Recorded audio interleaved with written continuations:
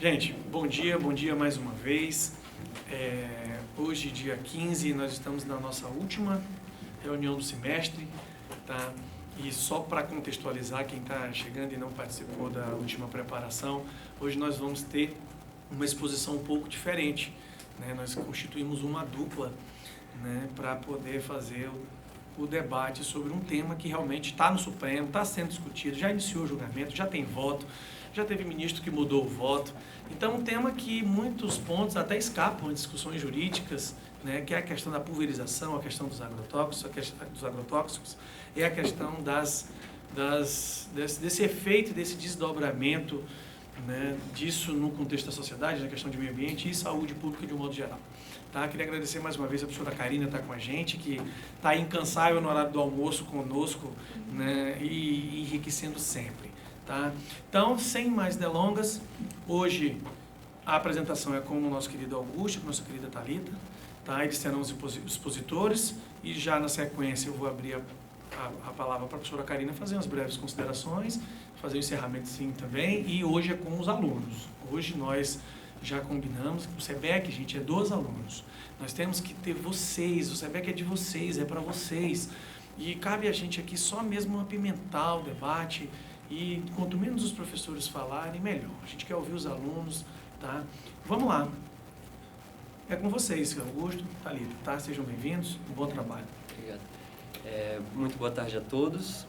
Eu agradeço a oportunidade de estar aqui mais uma vez nessa mesa do SEBEC, podendo expor um tema que é com certeza de grande relevância para a sociedade atual, né? E eu vou fazer uma breve exposição. A gente dividiu, como teve essa nova dinâmica, a gente dividiu meio que por posições entre inconstitucionalidade ou não do texto impugnado, né, pela Procuradoria-Geral da República. Então, inicialmente, eu queria falar que trata-se da ação direta de inconstitucionalidade 5592, que foi apresentada em 2016, em setembro, pelo então Procurador da República, Rodrigo Janot. Eu gostaria de dividir aqui em dois pontos que eu acho que são muito importantes para esse debate, e acredito que vai focar muito nessas duas questões a nossa discussão. De um lado, eu colocaria a questão biológica, onde eu destacaria mais a questão ambiental, questão sociológica, de ecossistemas e tudo, que vai ser bem tratado aqui com princípios de direito ambiental e tudo mais. E de um outro lado eu coloco uma questão mais jurídica de procedimento. E eu até levanto uma questão, seria, a gente vai ver que conforme for encaminhando o nosso debate, seria o procedimento correto para se fiscalizar essa medida que está sendo impugnada, a ADI. Será que o melhor mecanismo a ser adotado seria uma declaração de inconstitucionalidade de um artigo que prevê essa possibilidade, né? Então, a ação direta de constitucionalidade ela é prevista no artigo 102, inciso 1 da Constituição, onde você diretamente vai perante o Supremo Tribunal Federal contestar, face à nossa Constituição, um dispositivo estadual ou federal alegando que ele é inconstitucional. E, no caso aqui, eu queria deixar claro que o que foi impugnado pelo Procurador-Geral da República foi o inciso 4º do parágrafo 3º do artigo 1º da Lei 13.301 de 2016.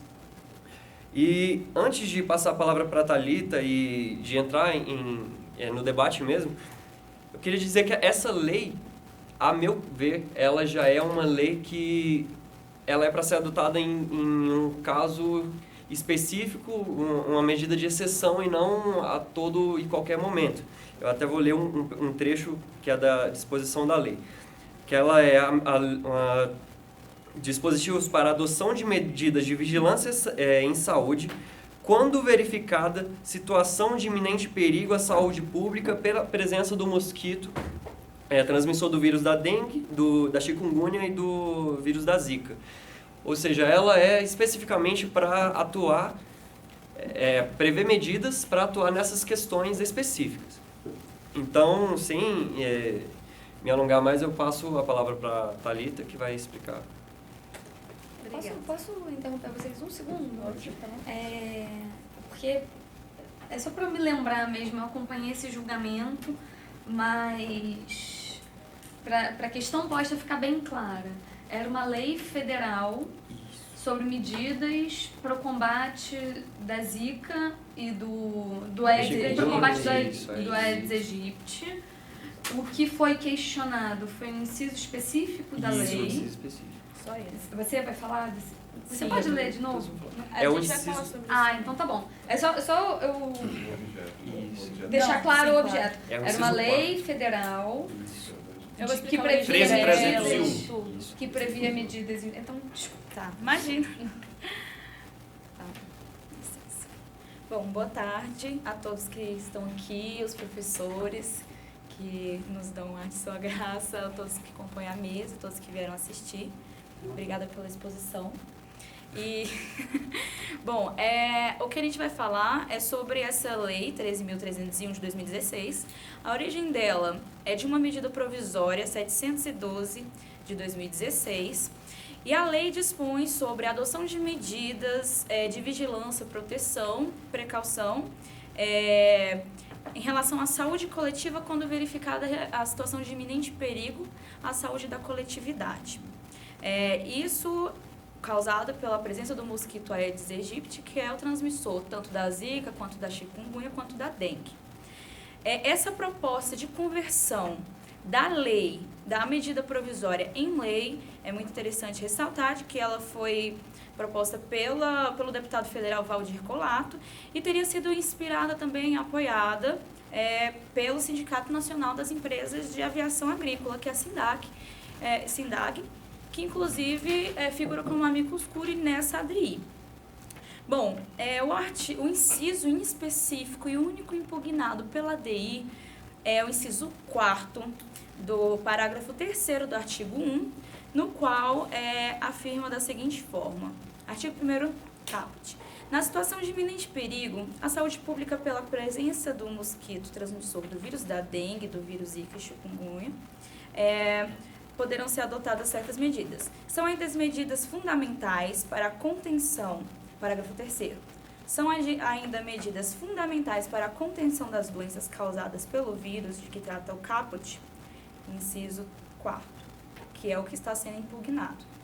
Permissão da incorporação de mecanismos de controle vetorial para o meio de dispersão por aeronaves, mediante aprovação das autoridades sanitárias e da comprovação científica da eficácia da medida. É isso que está sendo impugnado.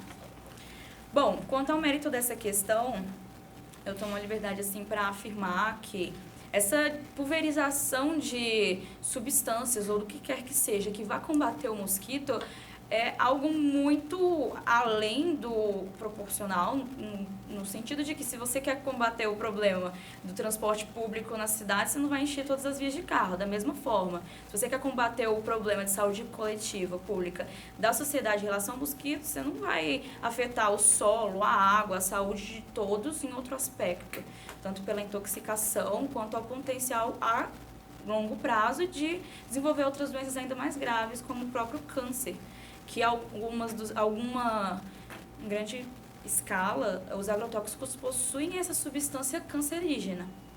Bom, essa atuação legislativa de conversão da medida provisória em lei, ela ocorreu na contramão de vários estudos, não só de entidades privadas, como entidades públicas também, contrários à pulverização desses produtos químicos, com os mesmos princípios ativos utilizados na agricultura para combate do Aedes aegypti. Como eu já disse, ela é uma conversão de uma medida provisória, e a medida provisória visava auxiliar o combate e o ingresso forçado, o combate ao mosquito, no caso de municípios que não tinham legislação específica sobre o ingresso forçado em imóveis abandonados ou em imóveis cujo o proprietário não estivesse presente, o que impediu o acesso do agente para a aplicação da devida providência. Então, isso buscava facilitar além do mais, não constava na MP, na medida provisória, esse inciso em específico. Ele só foi inserido na aprovação da lei. Então, isso é um ponto também muito interessante, porque a dispersão acontecia antes sem a devida regulamentação. Agora, regulamenta-se que você pulverize agrotóxicos aonde acharem necessário. Ok. O STF já deixou claro por algumas decisões que o direito ao meio ambiente saudável, que é um direito de terceira geração, de terceira dimensão, como alguns também preferem, e é uma prerrogativa jurídica de titularidade coletiva, ou seja, o Estado, como gestor do patrimônio ambiental, ele deve ser muito cauteloso, porque é um direito coletivo, ele não é um proprietário, ele é só um gestor.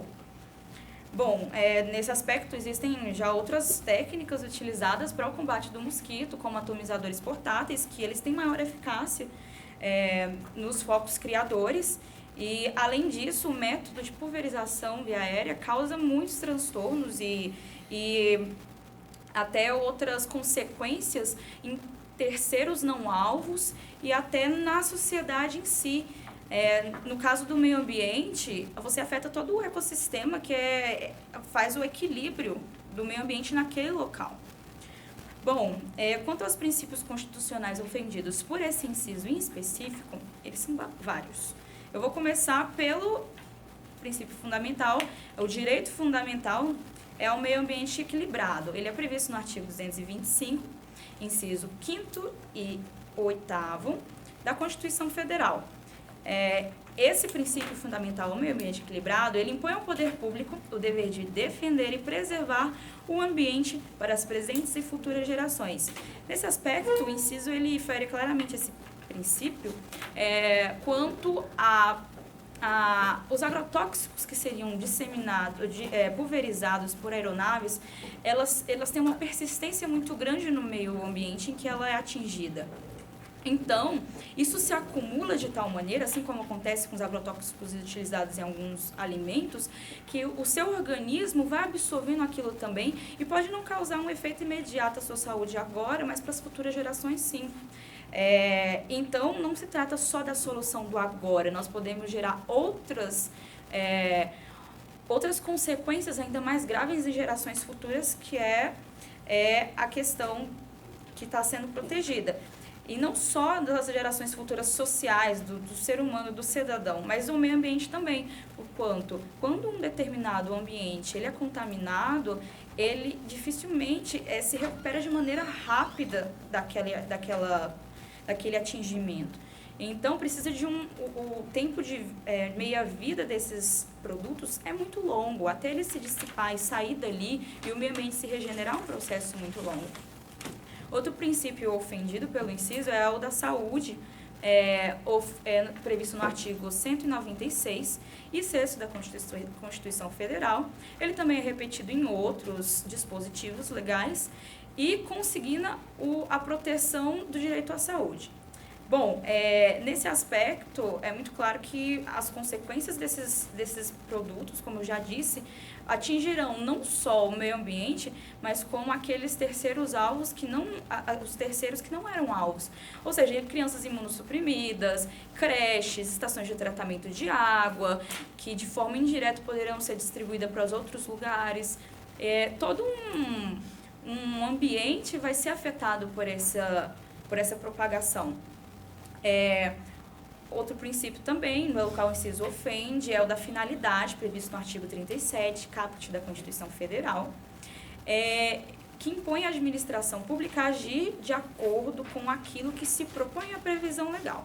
Então, vamos analisar. Se a previsão legal afirma que sobre a pulverização de agentes via aérea, mediante os estudos científicos que comprovarem a eficácia desse método, se já existem estudos prévios à lei que comprovam a ineficácia e o prejuízo dessa medida, não é porque o dispositivo permanecer no ordenamento jurídico, porque se deve reconhecer e preservar e respeitar a carência de recursos humanos, materiais do Estado em si, e o dinheiro recolhido também dos contribuintes compulsoriamente dos contribuintes. Então, deve-se de retirar esse dispositivo, haja visto que os estudos já comprovam a sua ineficiência e os seus malefícios. Esse é justamente o princípio da finalidade. Já o princípio da proteção relaciona-se com o direito fundamental à saúde, pois a alteração no ecossistema e o prejuízo ao desenvolvimento do meio ambiente afeta diretamente o ser humano. Então, essa proteção tem consequências a terceiros. Bom, por último, não menos importante, é o da precaução da prevenção. O princípio da precaução e prevenção, ele é previsto no artigo 225 da caput da Constituição Federal, e ele afirma, e é consolidado, principalmente, na declaração da Conferência Rio 92, onde a ausência de certeza sobre uma determinada medida a ser tomada pelo Estado acarreta na defesa do meio ambiente, ou seja, indúbio pro natura. Você não vai admitir uma medida que possa ser prejudicial sem ter certeza de que ela não vai ser prejudicial, você precisa comprovar. Ou seja, o agente interessado nessa medida precisa comprovar que aquilo não vai ter danos. Senão ele não vai poder exercer essa atividade. E é o que acontece, é uma inversão do ônus da prova, em que transfere o encargo da prova para o interessado em desenvolver essa atividade potencialmente danosa. No caso, não foi comprovado de que esses agentes a serem pulverizados não causam malefícios, então deve-se permanecer sem essa previsão. Bom, também há um princípio, mas esse é implícito, não é expressamente dito na Constituição, mas ele é implícito, da manutenção do equilíbrio ambiental e da vedação do retrocesso socioambiental, no qual ele veda alterações tanto legislativas quanto administrativas também, que flexibilizem as situações já impostas, já consolidadas de proteção do meio ambiental e que impliquem no retrocesso desses avanços. Ou seja, nós já sabemos que o meio ambiente merece ser defendido, como que vamos aderir a alguma coisa que volta atrás nessa proteção. Então, isso combate bastante. Bom, quanto ao dever do Estado, a constitucionalização da proteção do meio ambiente, ele reduz a discricionariedade estatal, no sentido de que as medidas necessárias, elas devem ser muito conscientes da parte do Estado, porque, como eu já afirmei, ele não é um proprietário do bem ambiental, ele é apenas um gestor. Então, ele deve rever esse inciso, uma questão que está em descompasso tanto com os estudos já feitos, quanto os preceitos fundamentais já estabelecidos.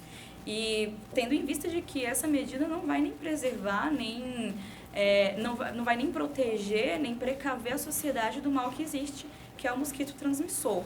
Eu vou explicar por que essa medida é ineficaz mais para frente. Mas, como o próprio José Afonso da Silva já mencionou, a legitimidade e razoabilidade da sua atuação estatal preventiva, prudente e precavida na adoção de políticas públicas devem evitar a causa do aumento de doenças graves e contagiosas, que é justamente a questão de intoxicação a curto prazo e até um desenvolvimento de doenças como câncer a longo prazo. Bom, como os demais direitos fundamentais previstos, o direito ao meio ambiente ecologicamente sustentável, equilibrado, ele é indisponível, ele é inalienável e ele impõe tanto ao Estado quanto à coletividade as obrigações de fazer e não fazer também. E é bem claro no direito ambiental de que os danos causados pelas influências externas são quase que irreversíveis, irreparáveis, ou então de muito difícil reparação, justamente por causa do tempo em que o meio ambiente necessita para se recuperar desse atingimento. O STJ, nesse aspecto, ele já incorporou nas suas decisões o princípio da precaução, daquele indúbio pro natura, quando ele julgou o caso do recurso especial 1285463, em São Paulo, sobre a queima de palha de cana-de-açúcar, onde decidiu que, pela ausência de certezas científicas sobre aquela ação, prevalece a defesa do meio ambiente. E eu derrubei meu nome. Bom, quanto aos prejuízos socioambientais propriamente ditos, é muito duvidosa a eficiência desse procedimento e é muito claro os impactos negativos para terceiros, principalmente quanto a um processo que acontece de que a pulverização aérea desses agentes, eles não ficam restritos só onde eles são lançados. Essas gotículas, elas se dissipam pelo ar, elas vão para outras áreas, outras regiões e acabam contaminando outros solos que não estavam previstos, outras pessoas, e isso se chama deriva técnica.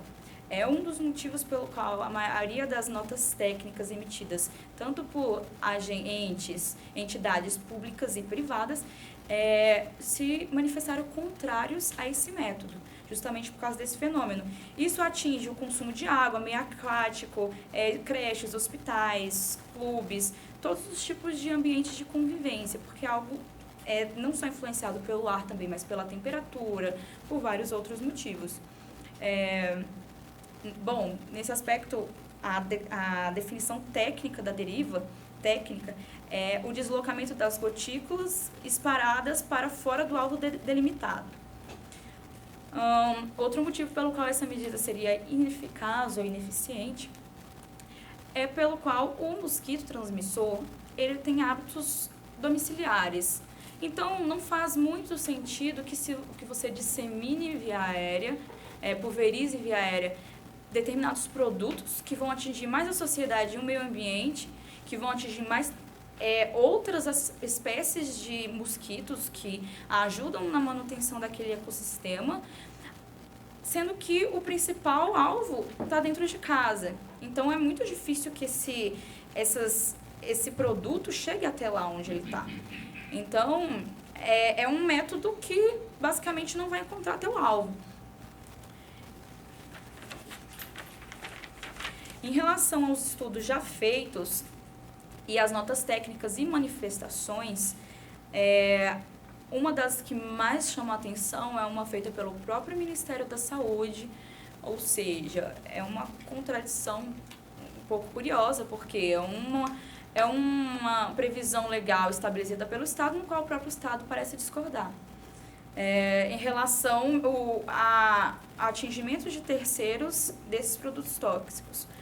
O Ministério da Saúde ele fala que não parece desarrazoado concluir que a dispersão de produtos químicos por aeronaves é atividade de interesse das empresas de aviação agrícola, que por meio do Sindicato Nacional das Empresas de Aviação Agrícola pressiona o Ministério da Saúde no sentido consoante, nesse sentido, consoante relatou o Departamento de Vigilância das Doenças Transmissíveis.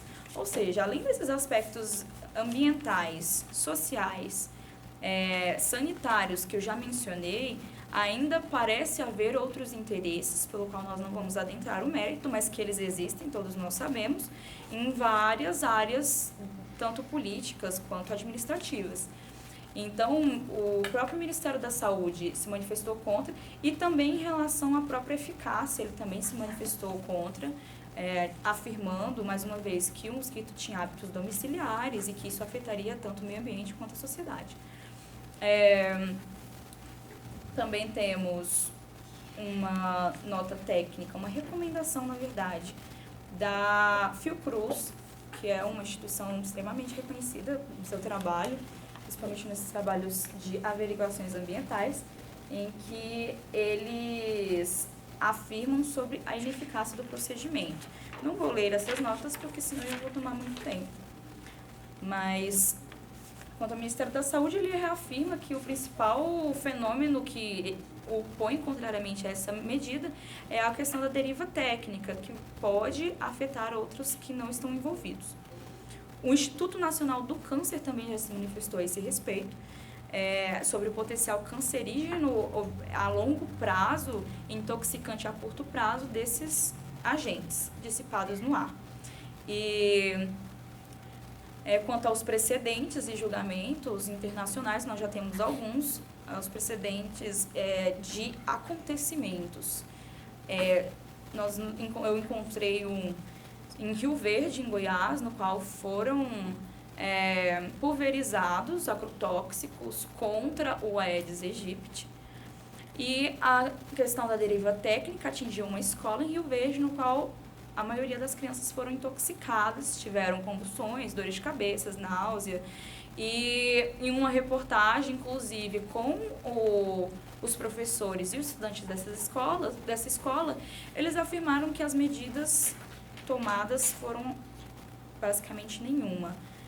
Que um dos professores que foi a reclamação, que foi a mídia falar sobre o que estava acontecendo, foi demitido, porque nesses municípios muito pequenos há uma grande influência entre os agricultores e até a sociedade que vive em volta. Então, assim, tem toda uma pressão para que se mantenha a pulverização, mas em contrapartida a sociedade sofre com isso.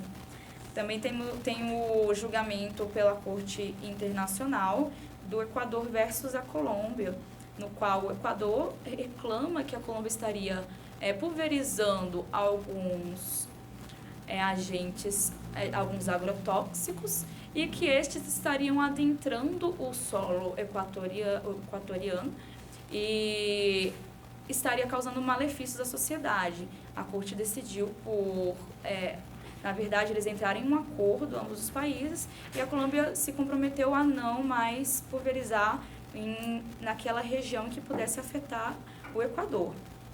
Também nesse aspecto, 8 municípios brasileiros já determinaram legislativamente que não permitem a pulverização de agrotóxicos em seus solos, justamente por causa dessas consequências. O motivo da cautelar, porque é uma ADI cautelar, ele, justamente por causa dessas epidemias que tem, a ânsia por utilizar esse método é muito grande, mesmo sabendo da sua ineficácia, e por causa de todo esse lobby que pode estar ocorrendo para que a agência de aviação, a SINDAG, deixa eu só relembrar, para que o Sindicato Nacional das Empresas de Aviação Agrícola ponha logo as aviações agrícolas ponham logo em prática sua função. Então, justamente, tirar a eficácia desse inciso para que não sejam afetadas de uma larga escala e até irreversível esses ambientes. E aqui eu finalizo a minha exposição.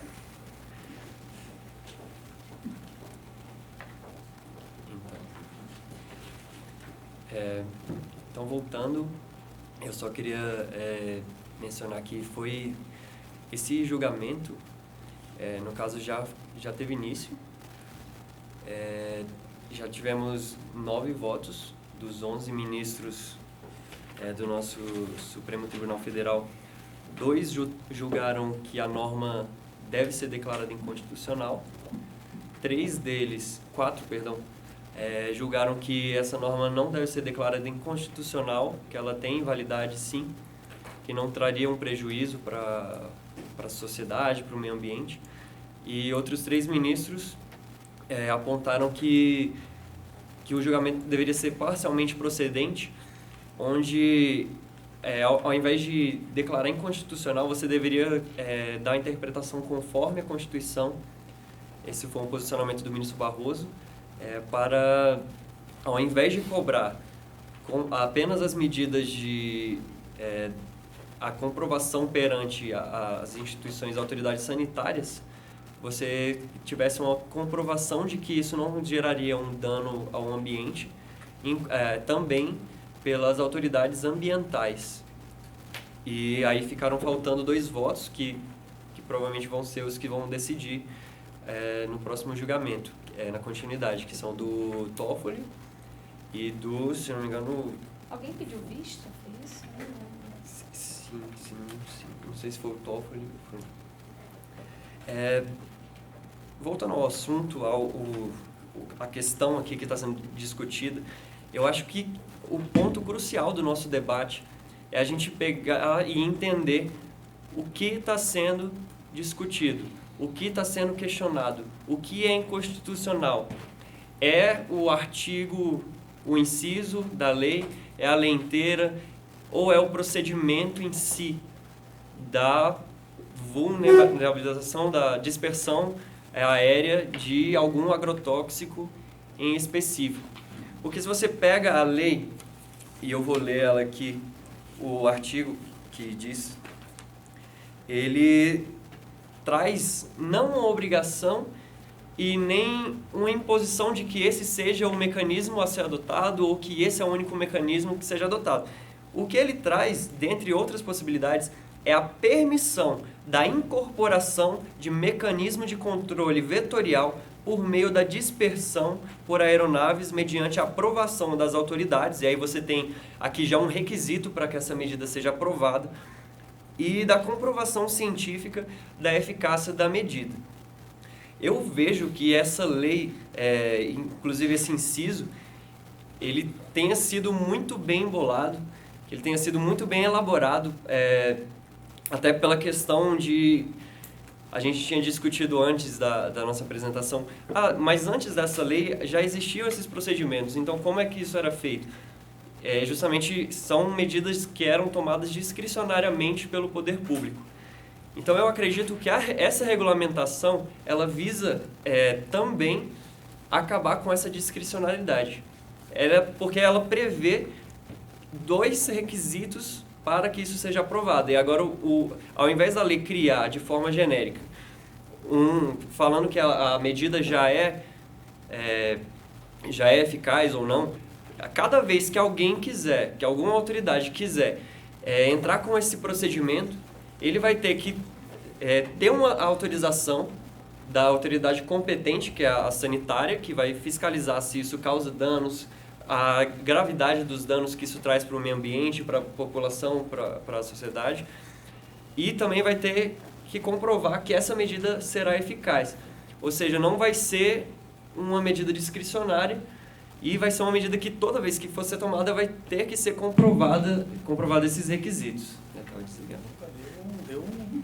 Gente, a gente falou esse tempo todo, não tem certeza. Alguns pontos que foram levantados aqui pela Thalita, eu uso, inclusive, quando eu fui entender o tema, eu primeiro peguei a lei, o artigo, o inciso, quis entender primeiro do que ele se tratava para depois eu ver os argumentos. Eu quis criar o meu raciocínio para depois ver o argumento dos ministros, o argumento do procurador, porque eu entendo que todos esses argumentos que a Thalita levantou, que são apontados pelo ministro pelo ex-procurador, o Janot, contra esse inciso, eu acredito que eles possam ser usados também a favor para a legalização, a legitimação desse dispositivo. Uma questão que ela levantou, que é a questão de você ter um grupo de pressão como a Amicus Curiae, que provavelmente teria um interesse político ali na medida, e só para destacar aqui que um dos posicionamentos que o Janot, que o procurador, melhor não citar, é um grande jurista, admiro muito. O que ele usou de fundamento para requisitar a medida cautelar foi, eu vou até ler, que foi, ao meu ver, um argumento bastante político também, diga-se de passagem, que é esse aqui. Considerando o clima de sobressalto que cerca os episódios de alta de casos de infecção pelos vírus citados, principalmente o da Zika, e a postura, por vezes assodada, de alguns gestores públicos menos prudentes, felizmente minoritários, há consistente receio de que a pulverização seja utilizada nos próximos meses, com todos os riscos e danos acima apontados.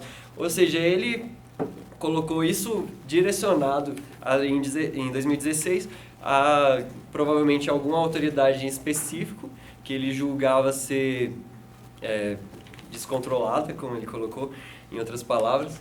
E eu acredito que esse também seria um argumento político que poderia ser usado. Você, de um lado, tem um grupo político que fez ali o lobby, que ele prestou informações para viabilizar a legalidade do dispositivo e não da dispersão em si, porque a lei não fala que vai ser a dispersão de agrotóxico. Ela também não menciona quais são os agrotóxicos que vão ser utilizados. Outro ponto que é prevenção e precaução.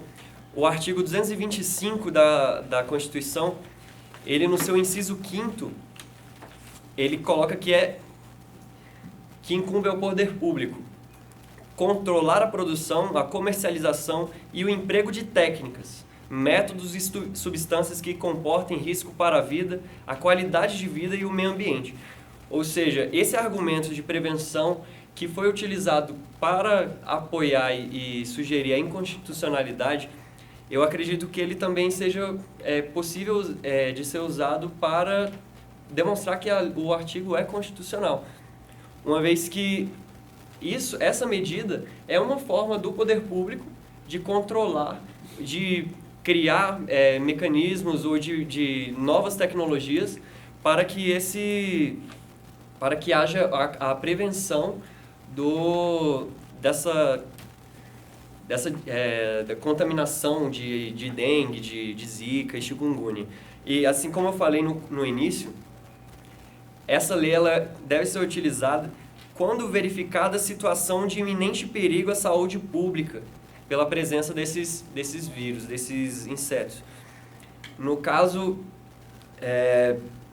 aqui a gente é colocado nos argumentos da inconstitucionalidade que deve ser prevenido os danos que vão ser causados à população, os malefícios que são causados à saúde. Mas essa medida em si, ela já é uma forma, não de prevenir, mas de derrubar, em último caso, essa contaminação da população por um dano. Tem até um parecer da AGU que coloca que uma das fundamentações para essa criação desse dispositivo é a gravidade que, inclusive, tem um órgão que é o que determina quando nós estamos em estado de emergência em situação de viral. E foi levantado que 430, se não me engano, casos de microcefalia estavam naquele momento ali. Então, era um momento grave. Então, você prevê um mecanismo desse, não obrigar que ele seja colocado, ele em tese não gera, ao meu ver, uma violação à Constituição, porque estaria sendo enquadrado como um dos mecanismos de controle de técnicas para o poder público que ele tem de usar. E não sendo discricionário, porque você tem 2 requisitos a ser cumpridos, que é a autorização e também a comprovação de eficácia da medida. Por fim, tem um último argumento que até foi levantado pelo ministro Alexandre de Moraes. Ele foi um dos ministros que alegaram no seu voto contra a inconstitucionalidade. Ele afirma que o dispositivo deve ser interpretado constitucionalmente. E ele coloca que esse instrumento, ele não está falando, como eu já disse, não está falando de um agrotóxico em específico. Você pode criar algum outro mecanismo que seja também por dispersão aérea, que vá combater esses vírus, como é o caso que ele cita, de dispersão em grande quantidade de insetos estéreis para conter a proliferação dos demais. Esse exemplo, no caso, não teria esses efeitos que ela colocou de você estar jogando um agrotóxico, seria totalmente diferente e também seria plenamente cabível e possível na hipótese do artigo 4º. E como a gente está falando de poder público, administração pública, essa medida, se for comprovado que essa medida seja eficaz, ela, com a declaração de inconstitucionalidade do dispositivo, ela não poderia ser aplicada, porque você precisa de uma norma que preveja uma autorização para aquilo, não é como no direito civil que a gente pode fazer o que não é proibido. E eu acredito que seja isso. Tem mais alguma coisa para falar? Tem. Então vou passar novamente a palavra para a Thalita. Bom, voltei. E só para fazer um pequeno comentário, porque o inciso ele se refere à pulverização. Pulverização, ok. Supõe-se que a pulverização vai ser mediante o ar. Logo, os métodos, por exemplo, um dos métodos de combate que seria útil, que inclusive nós conversamos antes, era o de criadouro de mosquitos estéreis que fizesse o acasalamento com esses que transmitem e parece que ambos morrem, ou só um morre, não me lembro direito.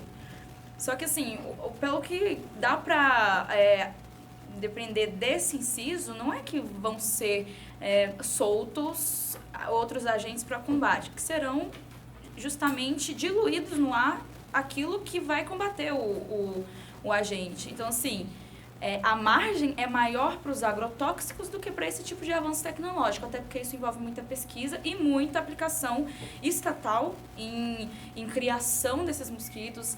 A gente já adentra um outro âmbito. Mas a gente tem que prever essa má utilização da lei, que é para o que está sendo direcionado. E quanto aos esses agrotóxicos, ainda tem mais uma nota que eu acho importante afirmar, uma instrução normativa, na verdade, número 2, de 2008, do Ministério da Agricultura, Pecuária e Abastecimento, ok? Que ela proibiu a pulverização, inclusive, do agrotóxico que combate o Aedes aegypti, em áreas de agricultura que seja a menos de 500 metros de povoados, cidades, vilas, bairros, mananciais de captação de água para abastecimento e a menos de 250 metros de mananciais de água, moradias isoladas e agrupamento de animais. Ou seja, você vai fazer justamente isso que ele pediu para não fazer em uma cidade. Então, é bem extremo. É bem extremo. E talvez o incentivo de desenvolvimento de outras técnicas fossem menos rudes com o próprio meio ambiente e com a própria sociedade em si. E muito obrigada. Isso aí, muito bem. Realmente é um tema muito árduo, né? E eu queria parabenizar o esforço de vocês em conseguir tentar delimitar o debate e tentar trazer para o lado jurídico, porque a coisa, muitas vezes, ela escapa mesmo do direito, né? E, sem mais delongas, eu vou passar a palavra mais uma vez para a professora Karina, para que ela faça as considerações. E, na sequência, Leiliane, a palavra é sua. Já emenda, tá? Fica à vontade, tá bom? Tá. Oi, gente, boa tarde. Primeiro, parabéns. Gostei muito da exposição de vocês. Eu acho que vocês conseguiram abranger diversos aspectos, demonstraram um domínio do tema, assim. Vocês já devem ter percebido que eu sou um tanto rígida. E, assim, elogios quando são merecidos. Então, vocês estão super de parabéns. Eu vou tentar ser breve, assim.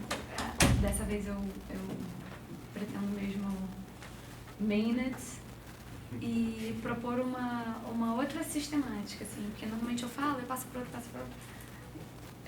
Eu quero formar meu argumento batendo bola com vocês. Eu sentindo que vocês estão apropriados do tema. Vamos lá. Primeira pergunta para Thalita. Sempre que tem um surto, a gente tem uma gravidinha aqui do lado.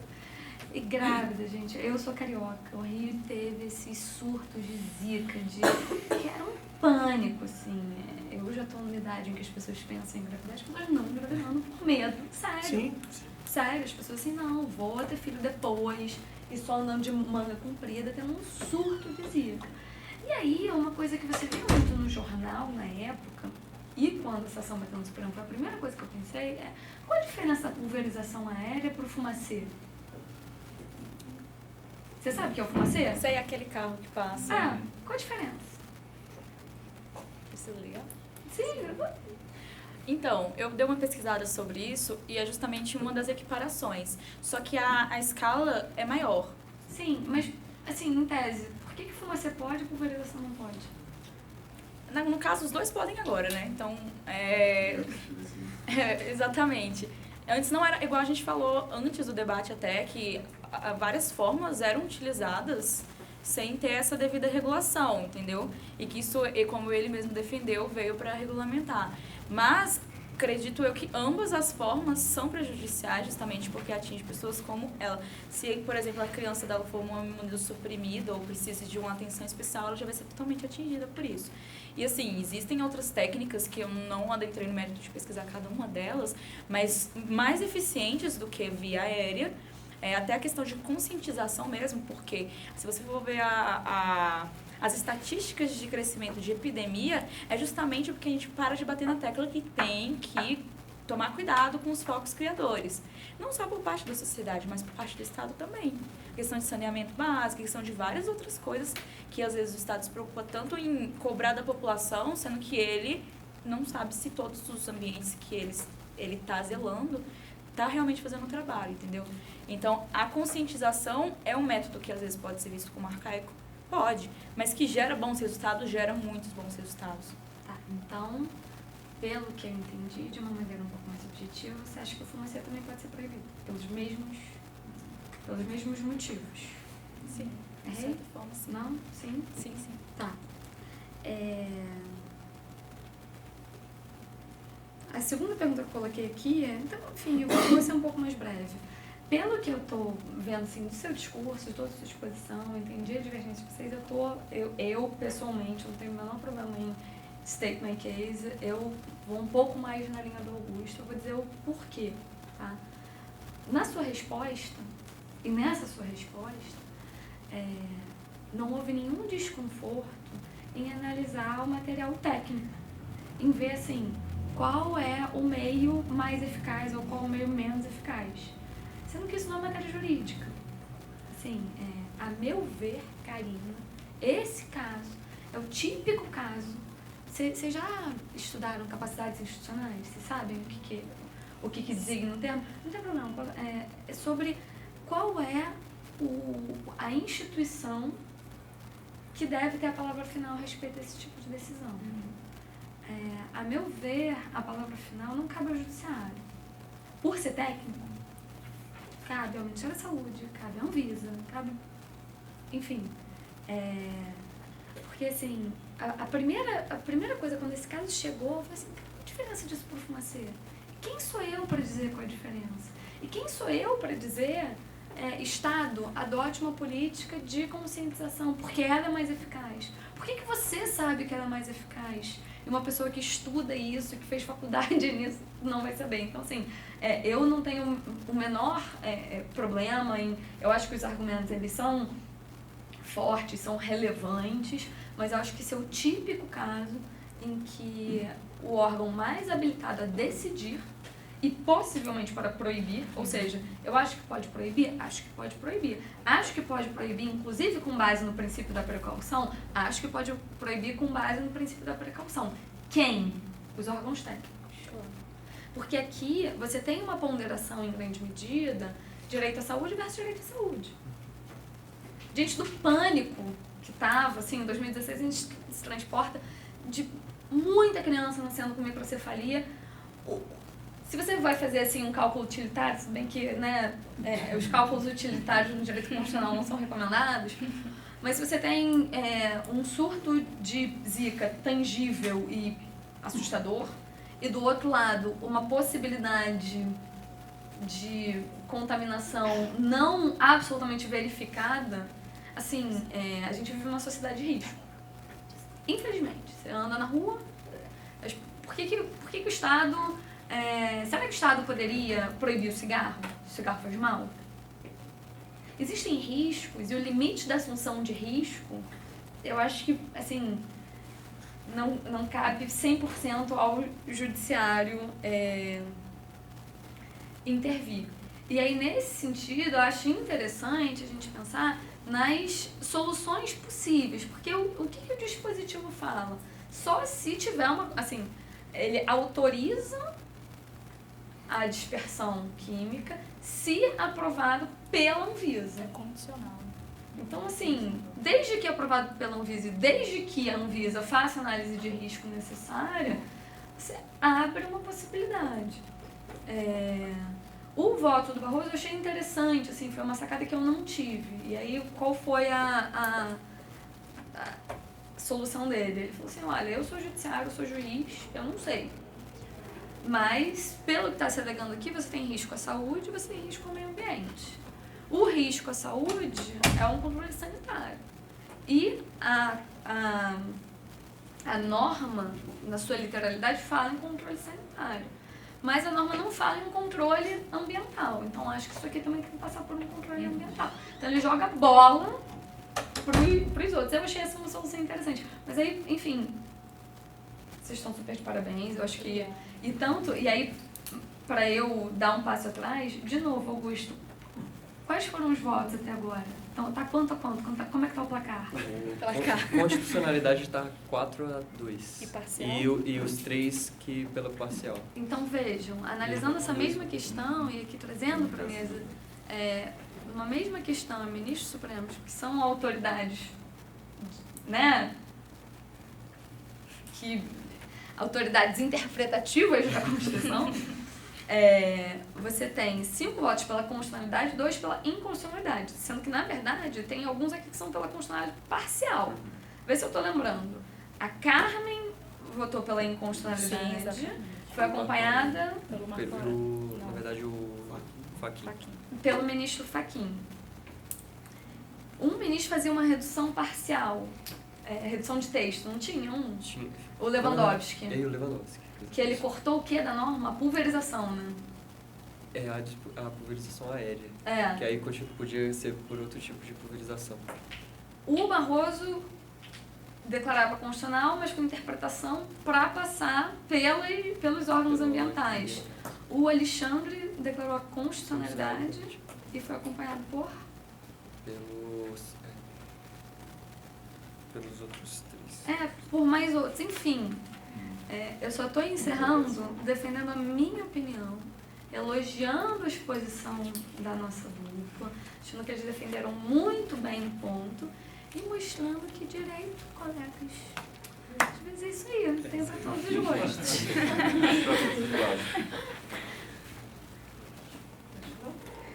Parabenizar, a dupla está de parabéns.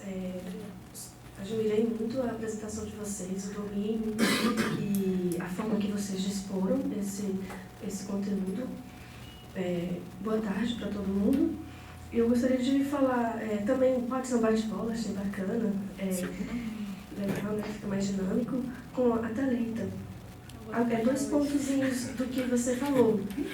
Com relação à denominação agrotóxico, eu diria que não seria um agrotóxico, porque não é para plantio, plantas, vegetais, não é para cultivo em solo, não é para o sol.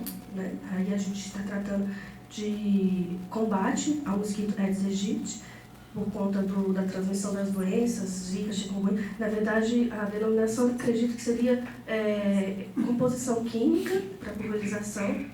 Com relação também ao ponto que você falou, que se já existiam diversos estudos, tanto a nível de Ministério da Saúde, Vigilância Sanitária, entidades público-privadas, Fiocruz, antes dessa medida provisória ser convertida em lei. Por que, então, essa conversão em lei? Que essa lei não deveria existir nesse ponto, né? O inciso, nesse parágrafo. Mas vamos pensar da seguinte forma.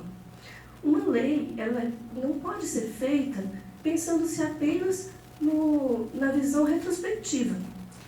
A gente tem que ter uma lei vigorando pensando nas possibilidades futuras. Por quê? Porque está em constante mutação a vida, os fatos, os estudos, as realidades. Outro ponto que eu gostaria de falar.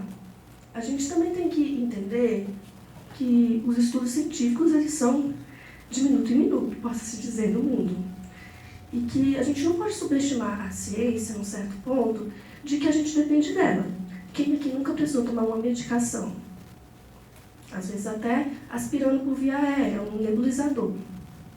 Então a gente tem que entender que às vezes pode chegar-se um momento de que um estudo científico nos traga e a vigilância sanitária comprova a eficácia e que a vigilância ambiental que não haveria nenhum dano, de que aquela composição química para combate de Aedes aegypti por via de pulverização aérea ou não, seria não só eficaz para o combate ao mosquito, isso estou dizendo como uma projeção futura, tanto quanto também não geraria nenhum dano ambiental e dentro daquele ambiente de controle.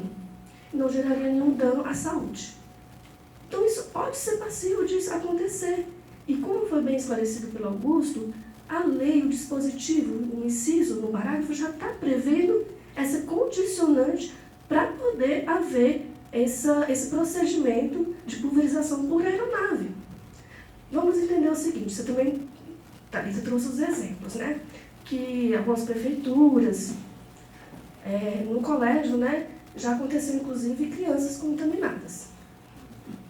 A gente também pode trazer para reflexão de que medidas tomadas sem essa precaução de estudo científico e da vigilância sanitária realmente dar um aval com consciência, sem ser política, que isso seria uma medida administrativa a ser tomada contra essas pessoas, ou às vezes até civil ou penal. Não necessariamente declarar a inconstitucionalidade dessa possibilidade por conta de uma contaminação, algum cientista, algum administrador, gestor que tenha tomado essa medida inconsequentemente. Então é isso, eu gostaria só de pontuar essas questões, porque às vezes a gente pode pensar, poxa, Amicus Curiae, justamente um sindicato que representa a aviação, para potencialmente serem esse mercado de aeronaves. Vamos também pensar como é que está a realidade do Brasil.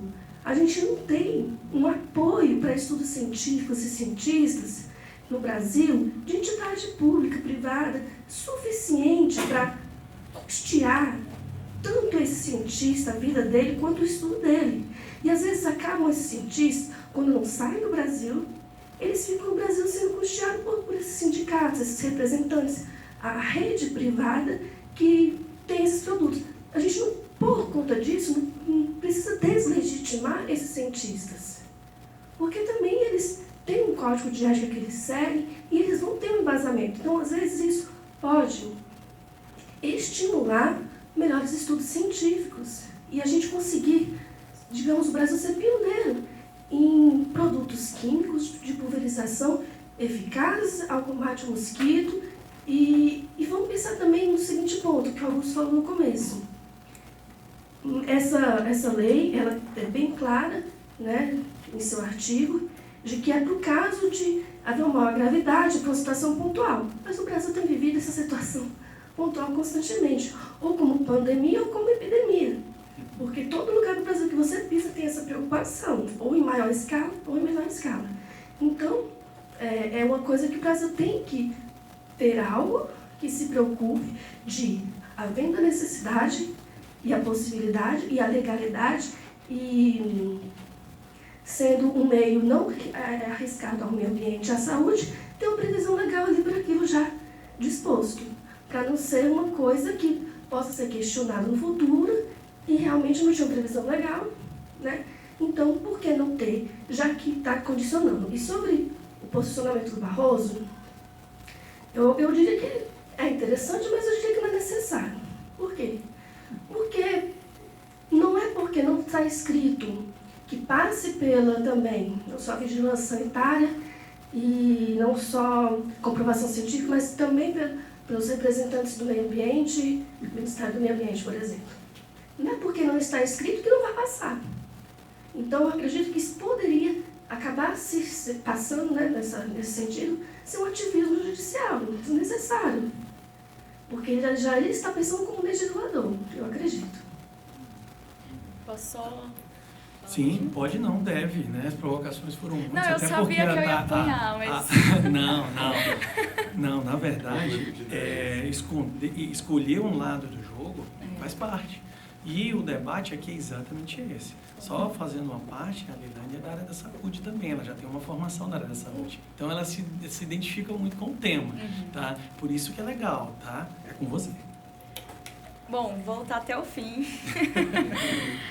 No aspecto sobre o mérito em si, né, dessa questão, como eu não tenho o rol de todas as possíveis medidas que podem ser aplicadas. não sabemos nós, como estudantes de direito e professores, quais são as soluções científicas para isso. Mas nós sabemos, mediante o que o próprio Estado já emitiu, dos prejuízos ambientais. Então, assim, eu vejo que o papel do judiciário, nesse caso, é mais de pegar argumentos contra argumentos. Sabe? Tipo, esse órgão acha isso versus esse que acha isso. Porque ele não pode opinar, ele não tem essa capacidade, né, científica. E nesse aspecto de já comprovação, que alguns votos se manifestaram pela inconstitucionalidade. Tá entendendo? Então, assim, tem a manifestação do próprio Estado contra, e é nisso que estamos nos amparando. Se não tivesse, ok. E também é um método que acaba, porque vamos ter que defender outros direitos além só desse, né? A gente tem que ver a questão do meio ambiente de uma forma, não de se despreocupar com ela. E a pulverização de inseticida, que é o que vai matar o inseto, né, no caso, ele vai atingir subespécies que são mais frágeis, né? Independente de comprovação científica, se você consegue, vamos lá, você consegue matar um mosquito, acho que a gente está bastante distante de achar algo que mata só ele. Muito, muito difícil, algo que mata só ele, entendeu? Então, vai ter um impacto. Se esse impacto é mínimo, se ele é em larga escala, entre os estudos, que o impacto existe, a gente sabe. Então, isso deve ter analisado. Eu acredito que o judiciário deve se posicionar a esse respeito, até os próprios ministros, porque, de acordo com que o método for sendo utilizado e vierem as consequências que vão vir, isso vai ser amparado pelos próprios argumentos deles, dos que votaram pela inconstitucionalidade, entendeu?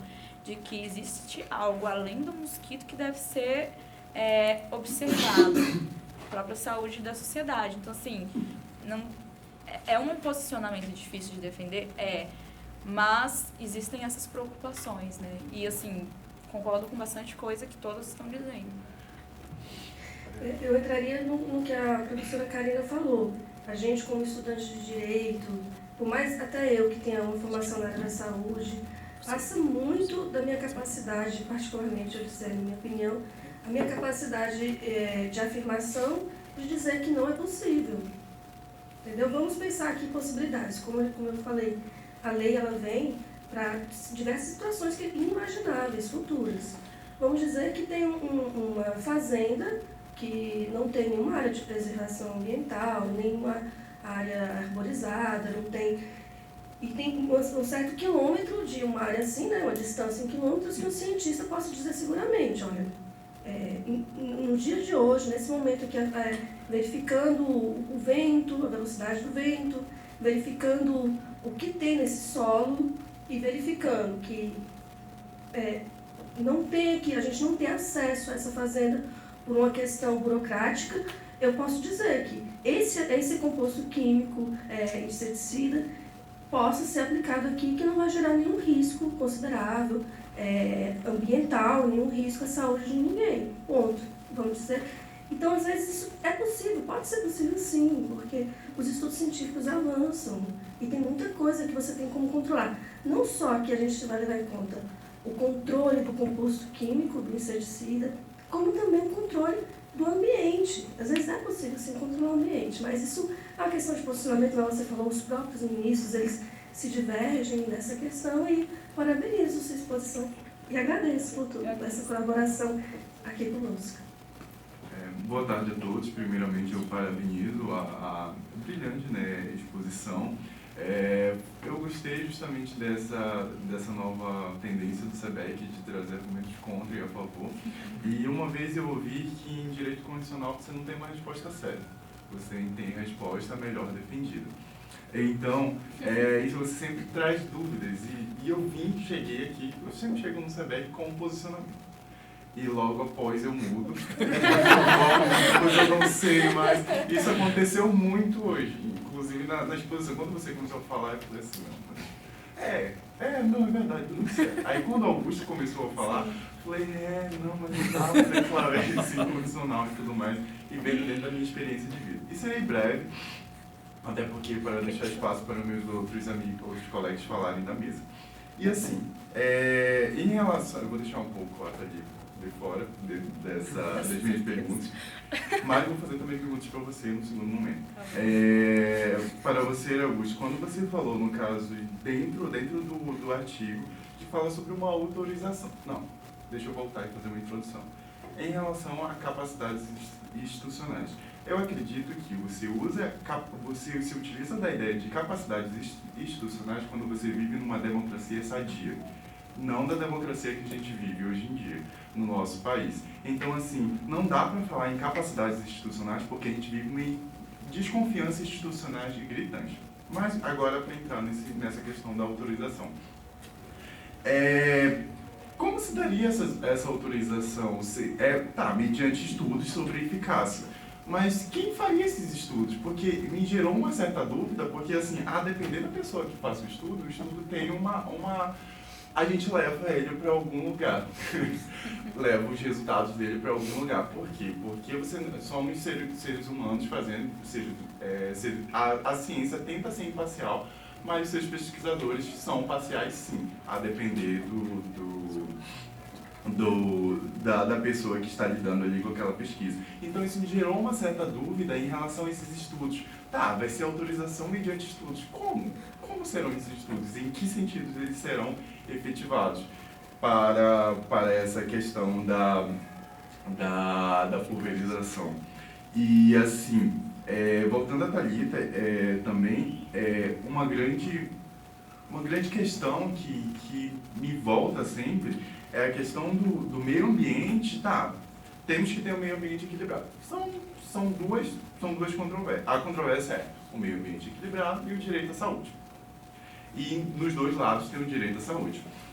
Mas como é que você consegue evitar grandes surtos de doenças provocadas por esses agentes transmissores e ainda assim preservar o meio ambiente equilibrado? Isso não me encaixa, eu não consigo responder, é uma questão a ser pensada.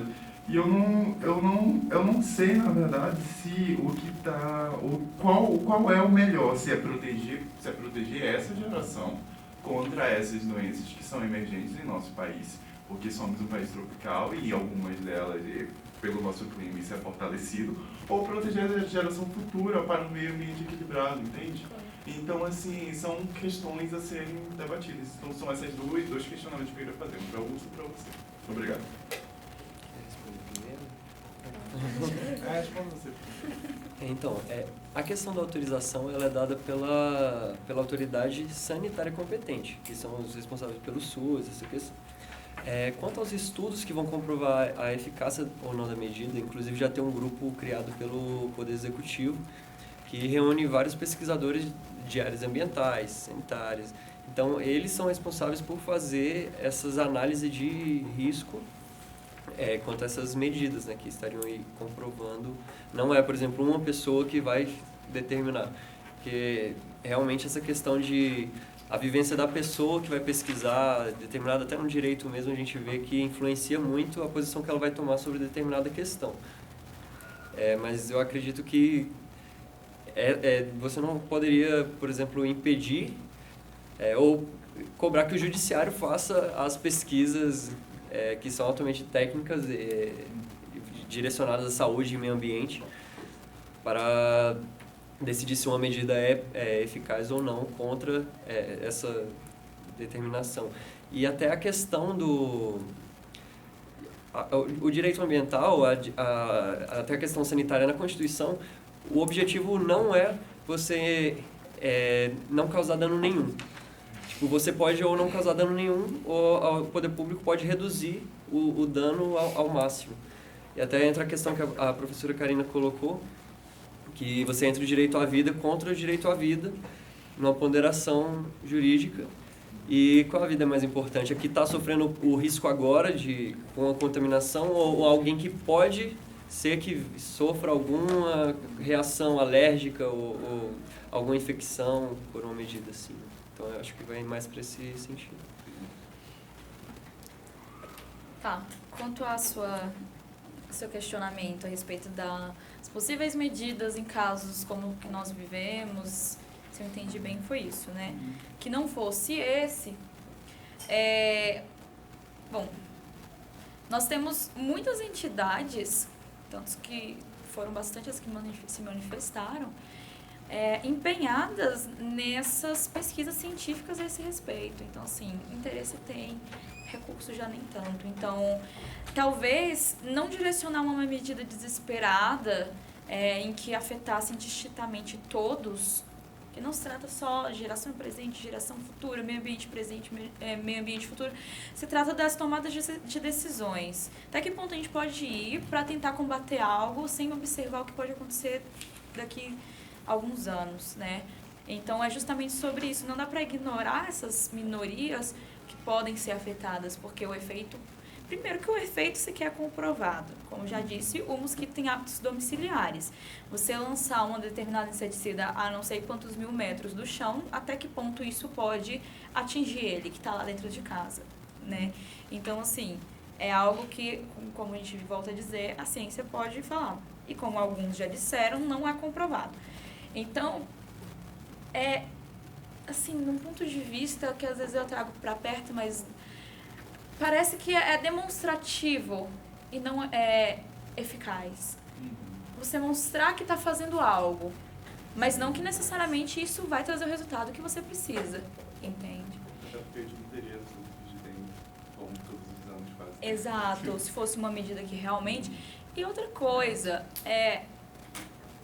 como teve uma nota técnica que eu não me lembro de qual que era, mas eu posso disponibilizar para vocês depois, porque são tantas notas técnicas... que falava sobre a resistência que o próprio inseto desenvolve com a aplicação desses produtos. Porque agora a gente tem uma super geração de aedes, não sei se vocês estão sabendo, né? Eles cresceram. E fica mais difícil você conseguir combater aquilo que você já tentou combater antes. Então, exige-se cada vez mais algo que seja preciso no foco, no alvo, e que combata efetivamente. O que não é o caso da pulverização via aéreo, né? Ela olha assim a situação e vamos jogar nessa situação. Quem garante?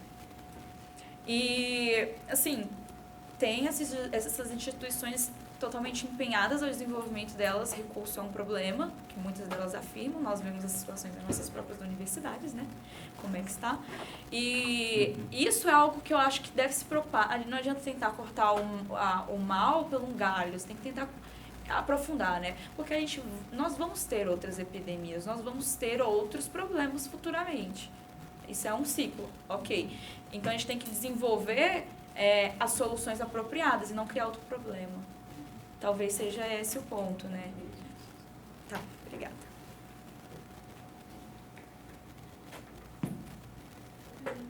Queria desejar uma boa tarde a todos e também parabenizar os colegas pela exposição.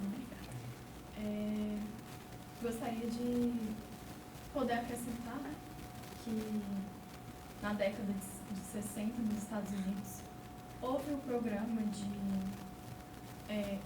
para tentar extinguir a mariposa cigana e a formiga lava-pés, que não eram nativas daquela região e que estavam prejudicando. E que eles buscaram pulverizar a área, né, para eliminar. E que essa medida ela não atingiu seu objetivo. E, além disso, causou graves danos. Por quê? Porque, além de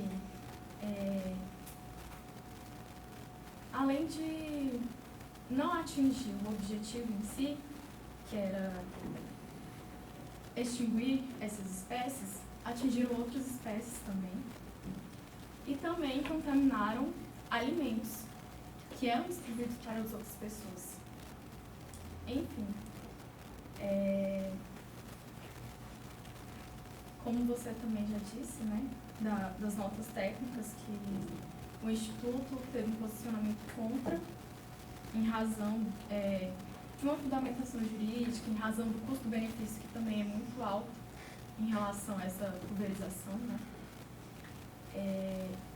Eu acredito, assim como também teve um posicionamento da empresa que produz o agrotóxico, que era a Malat, que ela recomendava que a sua aplicação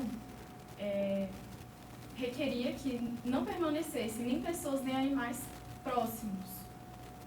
Se a própria empresa que produz esse agrotóxico afirma que não deveriam permanecer pessoas, como pulverizar isso por aeronaves em regiões que tem pessoas, sendo que, como a história mesmo comprova, eles podem criar resistência, né? Pode realmente não atingir o seu objetivo. Assim, eu também gostaria de acrescentar, né, que tem até um projeto de lei no Senado, que é o 541 de 2005, que ainda está em tramitação, que veta a pulverização aérea de agrotóxicos por toda e qualquer finalidade. E tinha como justificativa a publicação de um documento do Instituto Nacional do Câncer, que afirmava que o uso indiscriminado causaria câncer nas pessoas e poluiria o meio ambiente também. E também, como justificativa, afirmava que alguns desses agrotóxicos usados nessa pulverização eram proibidos em outros países. Então, daí a gente já pode pegar assim como base, né, para não aplicar tal medida aqui, porque se em outros países já está proibido, por que aqui deveria ser permitido se causa um mal? Se já há uma comprovação de que causa um mal. Então, essa seria a minha dúvida. Posso falar? Eu não vejo que a gente esteja discutindo o mérito. A gente está discutindo aqui, na minha opinião, como eu posso dizer, a capacidade do Estado, a nossa confiança na capacidade do Estado, não é o mérito, entendeu? Porque a lei, ela é de um artigo, um inciso, ela é dividida em dois. A permissão da incorporação de mecanismos de controle vetorial por meio de inspeção de aeronaves e mediante a aprovação da autoridade sanitária. A professora falou, ou melhor, o ministro Barroso, ele até dá uma sugestão, né, que seria os órgãos de fiscalização do ambiente, tudo entrar no meio. E da comprovação científica da eficácia da medida.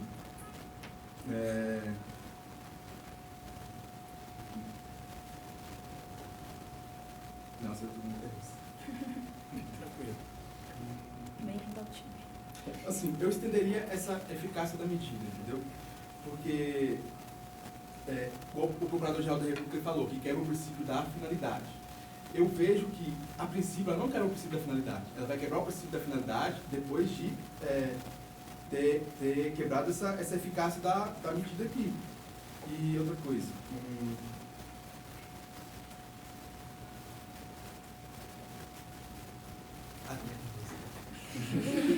Não, fique tranquilo, a gente só recomenda que não infarte aqui. É um tanto quanto complicado.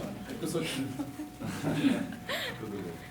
Mas você quer um tempo, a gente pode passar a palavra para o Alex e você volta daqui a pouco, pode ser? Pode. Então vamos lá, Alex. Lembrando, gente, que nosso tempo já está... nós temos aí 10 minutinhos para poder finalizar nosso trabalho. Boa tarde a todos. Primeiramente, parabenizar os expositores, Augusto e Carita. Sobre esse tema, estava pensando um pouco antes da reunião e tudo, e realmente é algo muito controvertido, difícil da gente se posicionar. Concordo com o Matheus quando enfatizou que às vezes a gente assiste aqui a exposição e às vezes muda de lado, pensa por um aspecto, pensa por outro, mas segundo minha avaliação,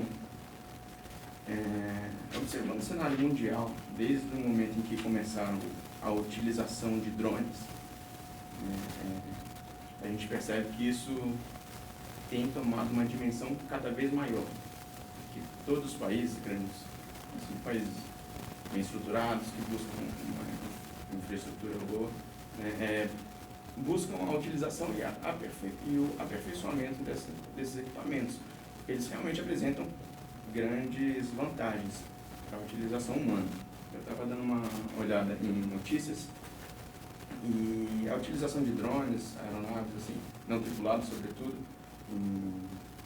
em locais rurais, já apresentam uma economia de em torno de 80% para o produtor rural. É claro, né? Tratando de é um exemplo no âmbito do produtor rural ali, né? No âmbito rural, mas eu acho que tão drástico quanto a proibição da utilização,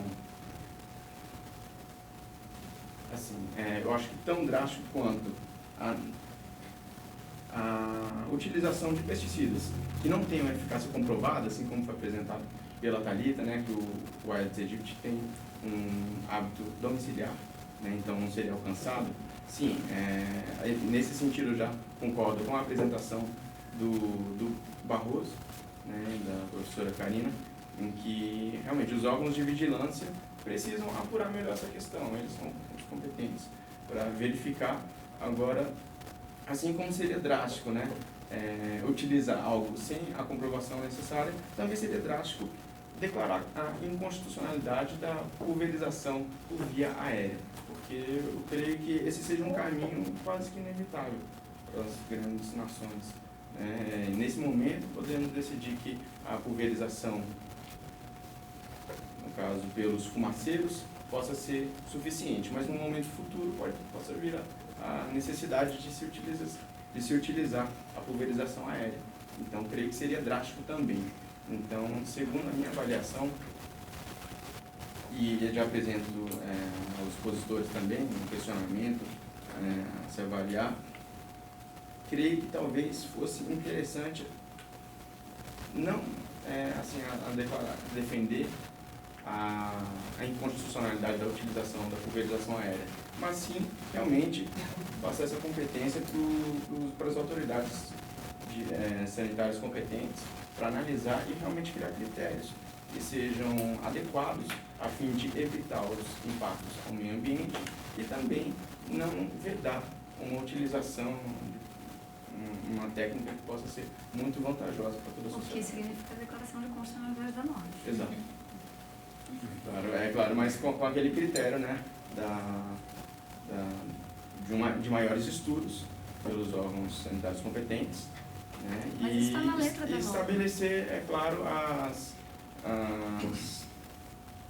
no caso, os critérios específicos para sua utilização a fim de não prejudicar a ninguém. É claro que, assim, enquanto não há uma comprovação da sua eficácia, não deve ser utilizado, mas creio que seria um caminho muito complicado. Então vamos lá. Vou te arguir. Está declarando a constitucionalidade Sim. com ressalva. Com ressalva. Então seria uma declaração de constitucionalidade parcial. Não. Não. É condicional. A questão Quero saber você, Como Alex, ministro. ministro, Isso. Qual é como o o senhor dispositivo? Vossa Excelência vota? Primeiramente pedir vista. Eu não sei. Primeiramente pedir vista, mas no segundo momento, né? Não, olha só, você colocou assim, desde que, porque ler a parte final do dispositivo, desde comprovada a eficácia da medida. A minha pergunta para você é, você acha que cabe ao judiciário estabelecer quais são os parâmetros a serem observados para o teste da finalidade da medida? Não. Da eficácia da medida? Isso seria realmente com as autoridades sanitárias incumbidas dessa função. Seria um comando Anvisa, constitucional, a decisão com claro. o comando Aham. constitucional. Sim, então no caso seria pela constitucionalidade mesmo. Ah, da tá bom, norma. obrigada. Só complementar aqui, que é estender esse sentido de eficácia aqui na norma. Eu concordo com a professora Karine nesse sentido, que é uma questão de confiança, né?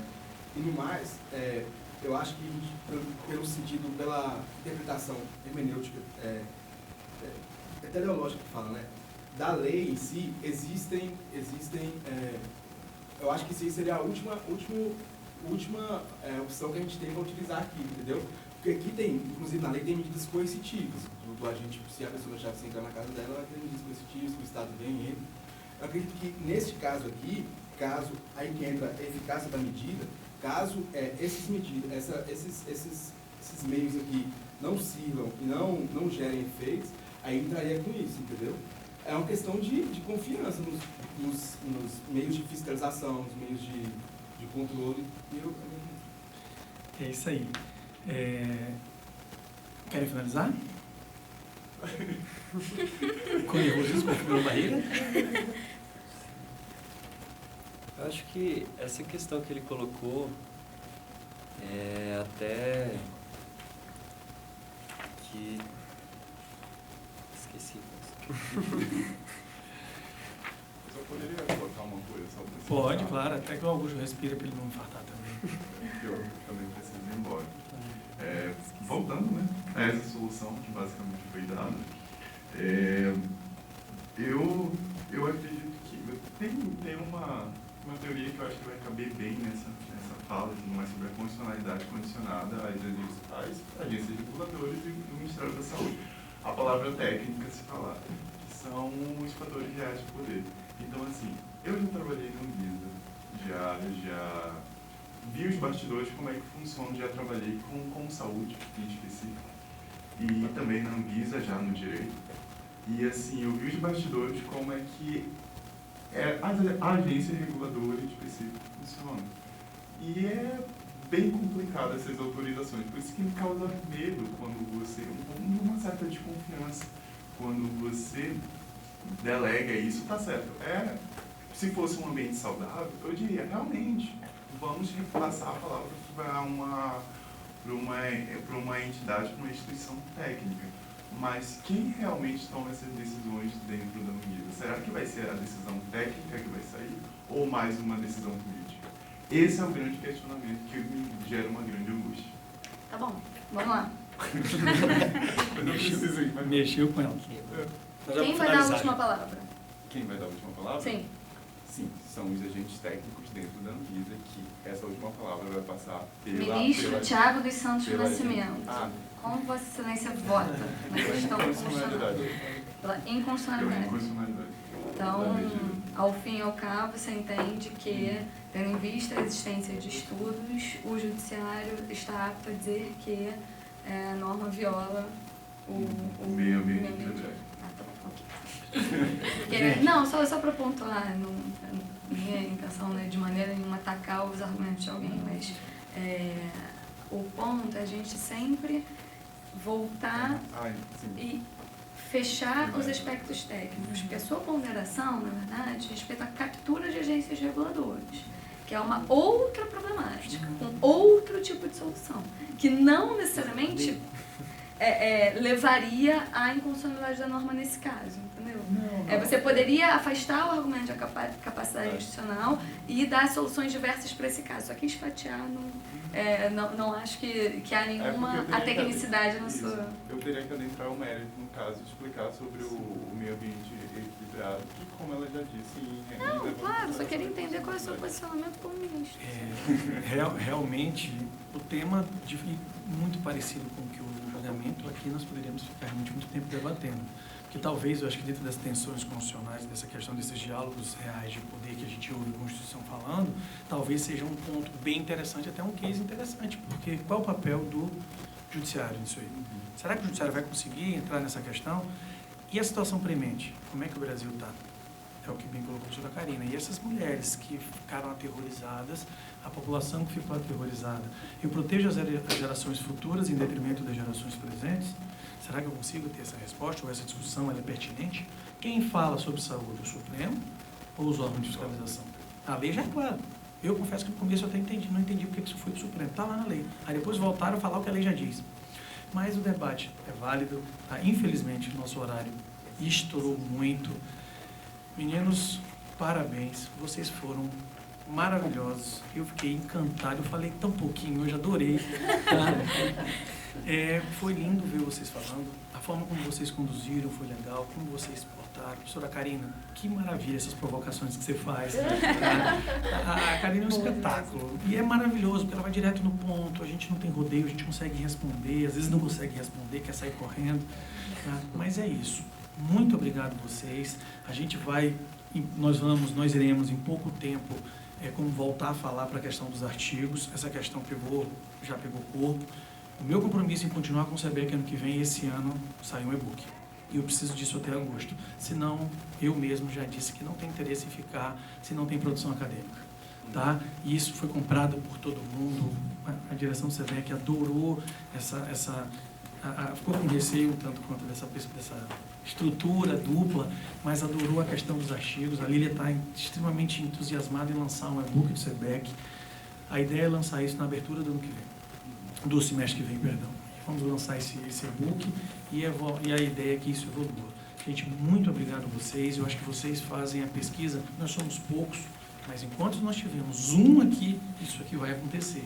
E hoje, realmente, vocês mostraram para que o SEBEC existe, para que vocês falem.